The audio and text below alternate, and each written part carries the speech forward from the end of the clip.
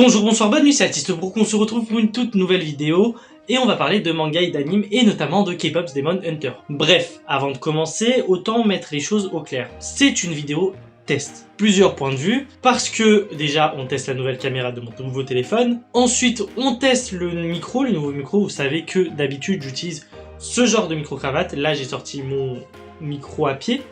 Enfin mon micro à pied. D'habitude il est sur pied mais là je le tiens avec mes mains parce que voilà c'est plus pratique. Et aussi parce que on va inaugurer un nouveau concept sur mes vidéos. À voir ce que ça va donner, à voir si ça vous plaît.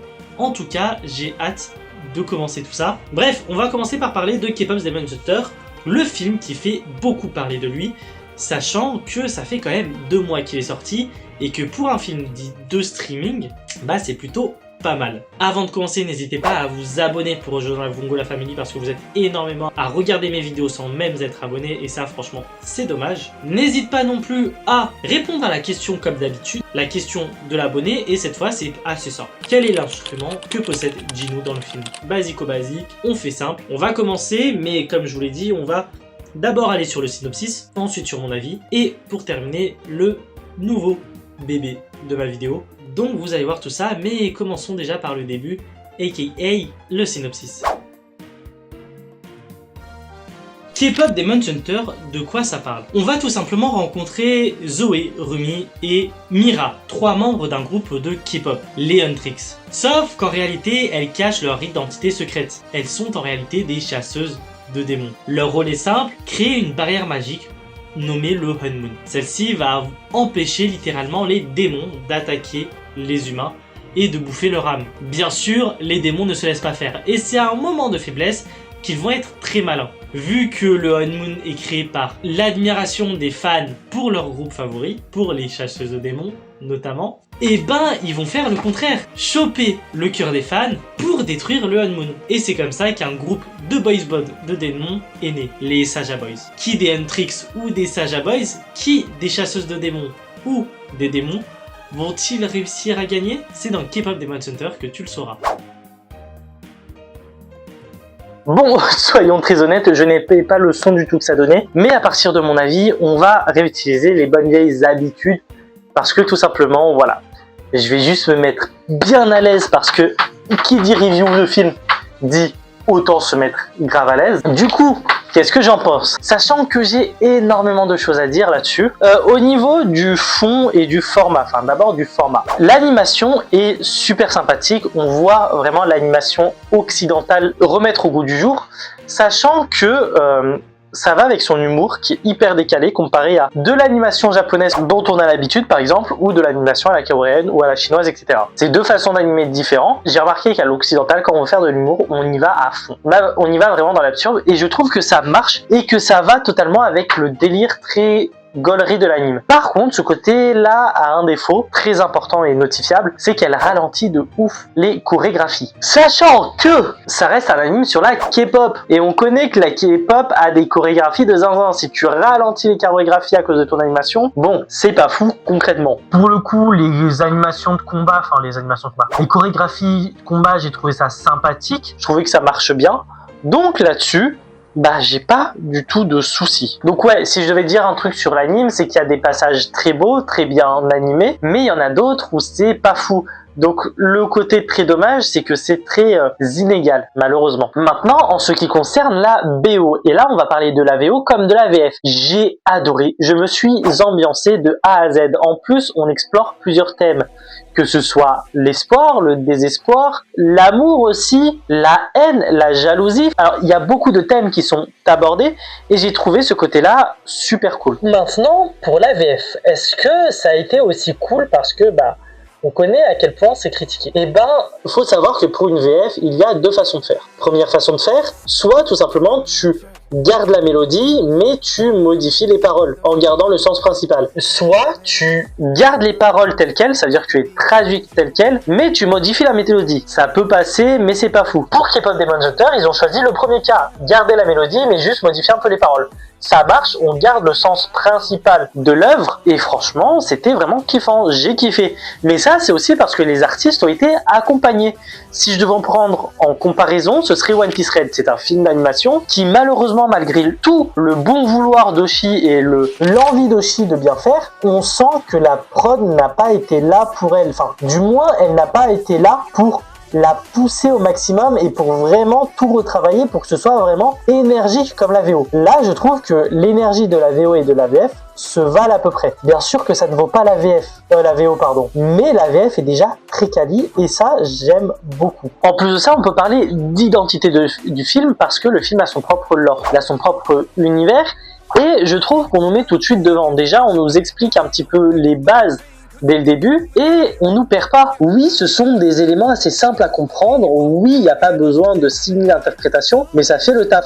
Sachant qu'il y a pas mal de personnages, donc fallait pas faire trop compliqué non plus. Par contre, et c'est là où c'est dommage, on ne développe pas tous les personnages. On a cette quête personnelle qui appartient à 2 personnages notamment, mais les autres personnages, du coup, vu qu'ils n'ont pas de quête à eux, sont totalement laissés à l'abandon. Et ça, je trouve vachement dommage, parce qu'ils auraient pu faire quelque chose de vachement intéressant. Bon, après, d'après certaines rumeurs, enfin plusieurs rumeurs, il y aurait d'autres films de prévus, il y aurait une comédie musicale à Broadway de prévu, enfin pas mal de projets qui enrichiraient l'univers et donc permettrait de développer les autres personnages. Alors moi j'ai vu beaucoup de choses et c'est un film avec le retour de Jinwoo. Alors je suis pas d'accord avec ça parce qu'on a déjà raconté tout ce qu'il fallait raconter autour de Jinwoo, il n'y a pas besoin de raconter plus, mais par contre si on mettait d'autres personnages un peu plus en avant, là je ne dirais pas non. À la rigueur, si on veut utiliser Jinwoo, c'est plus pour parler de son passé, de quand il était vivant et pourquoi est-ce qu'il a fait le choix qu'il a fait. Ça à la rigueur, je ne dis pas non, ça peut être intéressant, mais bon, on verra ce qu'ils ont prévu pour nous. Et puis le film aurait dû durer 2 heures, je crois, a priori. Donc il y a clairement des éléments qui ont été effacés et ça se ressent. Maintenant, point très important de l'anime, ça reste un film qui parle de K-pop. Et là où je trouve ça très intéressant, c'est qu'on voit tous les travers de la K-pop, que ce soit les emplois du temps surchargés, que ce soit le manque de vie privée des idoles, que ce soit le réel visage des artistes, enfin plein de sujets à évoquer, plein de sujets critiqués ou non, parfois c'est mis en valeur et franchement c'est très intéressant parce que oui, la K-pop, le monde de la K-pop, le showbiz de la K-pop, c'est une industrie qui n'est pas tout beau tout rose malgré ce qu'elle veut faire paraître. Bon, maintenant qu'on a fait un petit peu le tour, il est temps de passer au nouveau bébé, les cultures Vongola. Alors, la culture Vongola, qu'est-ce que c'est? C'est tout simplement le nouveau concept où on va parler un petit peu culture générale. On va prendre un élément bien précis de la vidéo, ou en tout cas du thème qui appartient à la vidéo. En l'occurrence ici, K-pop Demon Center, et notamment le personnage de Jinwoo avec le BIPA. Et on va prendre du coup le BIPA et on va essayer de le présenter, on va essayer de parler plus, de parfois juste amener une réflexion, c'est possible. Mais bref, avoir un petit côté culture G, un petit côté réflexion, parce que oui, les mangas et les animes, c'est du divertissement, mais c'est aussi de la culture G et de la réflexion. Donc bref, là je voulais vous présenter un petit peu le BIPA, donc l'instrument qu'avait Jinwoo, que possédait Jinwoo dans le film, et on va voir un petit peu ce que c'est. Alors, le BIPA, c'est tout simplement un instrument traditionnel coréen. Il fait partie de la famille des luths, et on assimilerait son origine au pipa, un instrument traditionnel chinois. Facile de le reconnaître parce qu'il a une caisse de résonance en forme de poire. À la différence avec ses homologues européens, qui eux avaient des cordes à base de boyaux d'animaux, le BIPA, lui, avait des cordes en soie. Et il y avait 2 types de BIPA. Les BIPA à 4 cordes, appelés Dang BIPA, et les BIPA à 5 cordes, appelés les Hyang BIPA. Pas sûr de l'accent, mais c'est pas très grave. Pour y jouer, c'était simple, c'est comme une guitare. Soit tu le grattes avec tes doigts, soit tu le grattes pas avec un médiator, mais avec des plectres. Voilà en gros pour qu'est-ce que c'est. Maintenant, d'où est-ce que ça vient et de quand est-ce que ça date? Alors certains parlent de son arrivée au 4e siècle, d'autres parlent de son arrivée au 6e siècle, d'autres parlent carrément d'arrivée avec la dynastie Tang provenant de Chine au 7e siècle. C'est très approximatif, on peut parler un petit peu du 4e au 7e siècle, mais c'est très vaste et il faut savoir qu'après ça a été populaire pendant très longtemps. Enfin populaire oui et non, parce que malheureusement, tout le monde n'avait pas accès au BIPA. Le BIPA était un instrument qui appartenait surtout à l'aristocratie, enfin appartenait. Seule l'aristocratie pouvait en profiter. Des musiciens de la cour y jouaient dans les différents palais royaux et à la rigueur, c'était aussi utilisé dans des rituels bouddhistes. Donc ouais, la populace, la plèbe, n'avait pas accès au BIPA. Et ça va leur jouer un tour en réalité.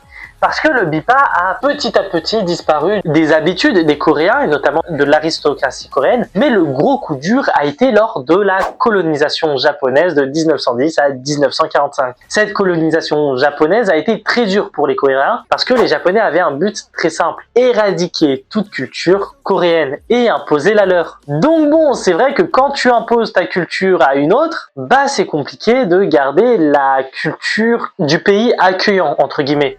Ils accueillent pas, hein. Ils sont totalement colonisés, mais vous m'avez compris. Bon, malgré tout, on connaît la situation actuelle. Le Japon quitte la Corée ne fait plus partie du Japon, et les Coréens ont une seule volonté: récupérer et retrouver leur identité et leur culture, en passant par le BIPA. Malheureusement, comme ça a été un instrument très peu utilisé par la plèbe, très peu écouté par les classes populaires, seule l'aristocratie en bénéficiait. Et donc tous les luthiers de l'époque et également les musiciens de l'époque étaient morts au moment de la libération de la Corée. Donc qui dit décès dit que plus personne n'est là pour perpétuer les traditions du BIPA. Bref, voilà un petit peu pour le BIPA. Dites-moi ce que vous en pensez, si vous avez appris des choses. Moi j'en ai vachement appris sur le BIPA du coup, parce que j'avais capté que c'était une espèce de lutte, mais je n'avais pas toutes ces infos là. Et n'hésitez pas un petit peu ce que vous en pensez de la culture au Angola.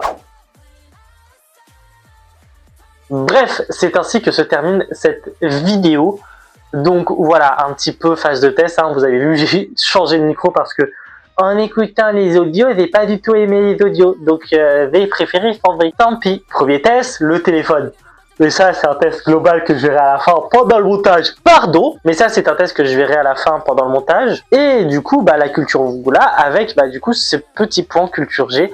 Donc n'hésitez pas à me dire ce que vous en pensez de tout ça. Avant de se quitter, je te rappelle la question de l'abonné. Quel est l'instrument que possède Jinwoo dans le film? Ça va, c'est pas très compliqué, hein. Il y a eu la réponse tout au long de la vidéo. Nous, en tout cas, on va se quitter ici, mais avant tout, n'hésite pas à t'abonner pour rejoindre la Bongola Family, parce que, écoutez-moi très bien, aux 1000 abonnés, il y a de très grandes chances qu'il y ait un concours qui débarque. Je dis ça, je dis rien. Ensuite, n'hésite pas à activer la cloche de notification pour être prévenu dès qu'une nouvelle vidéo sort. N'hésite pas tout simplement à check l'intégralité de mes réseaux sociaux dans la bio, c'est ce qui va me plus le booster pour poster sur chaque plateforme. Nous, en tout cas, on se retrouve dès la semaine prochaine pour une nouvelle vidéo Pokémon et dans 2 semaines pour une nouvelle vidéo manga anime si le planning n'est pas bousculé. Bref, à plus les brokistes.